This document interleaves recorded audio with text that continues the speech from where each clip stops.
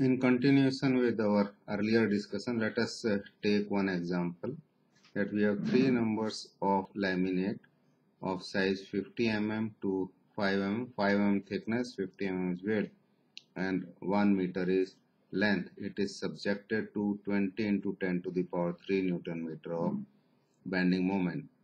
So our aim is to find out stress if three of such laminates are arranged in two different cases. Case 1, if all three are bonded to behave like a single solid piece, and case 2, when they are placed over one another to slide. So now our aim is to find the stress in both the cases. So in here we have I is equal to 3, H is equal to 5 mm and B is equal to 50 mm. In case 1, when this is behaving like a single solid piece, the stress, if you remember, the maximum value of stress is given by 6m over B into IH square, where I into H becomes the total thickness, of the laminate. And if I substitute the values, we get 6 into 20 into 10 to the power 3 Newton meter divided by 50 into I, that is 3H into is 5 square, and this value we obtain as 10.6 Newton per mm square. And now if we place these three laminates in such way that it can slide over one another, then we can find out the value of stress, maximum value of induced stress, by assuming that this member is I into B, that width is I times 50 mm, that is 150 mm wide and 5 mm thick.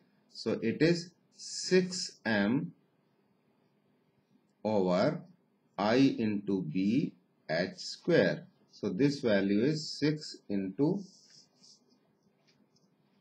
20 into 10 to the power 3 divided by I is 3, B is 50 and H is 5 mm square. So this value is 32 Newton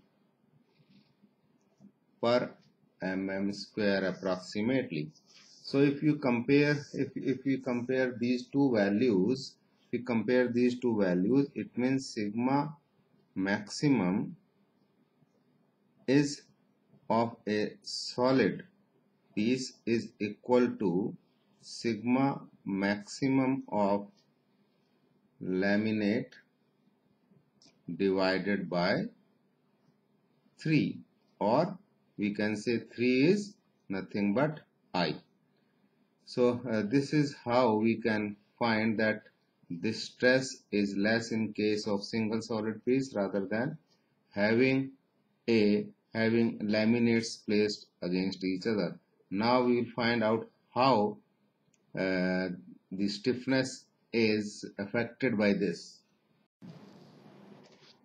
We know that stiffness is given by load per unit deflection, where deflection, if we assume this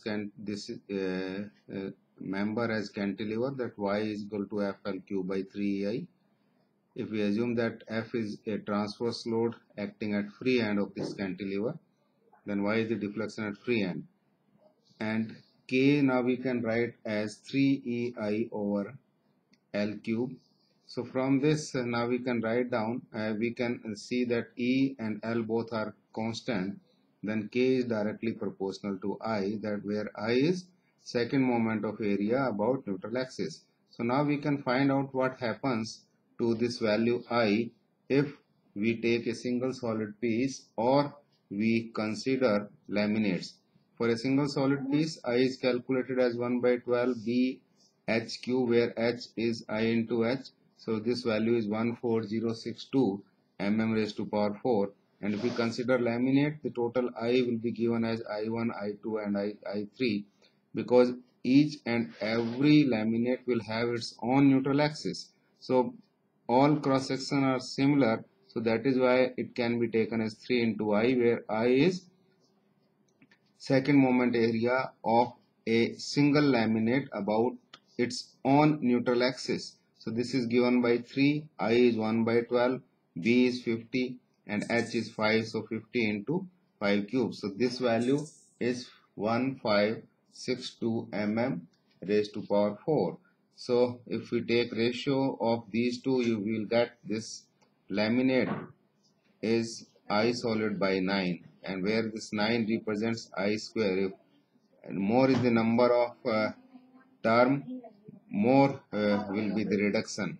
So we know K is directly proportional to I, so that is why the K laminate is 1 by 9 times of K solid. So we get more spring action in the case when we go for laminates.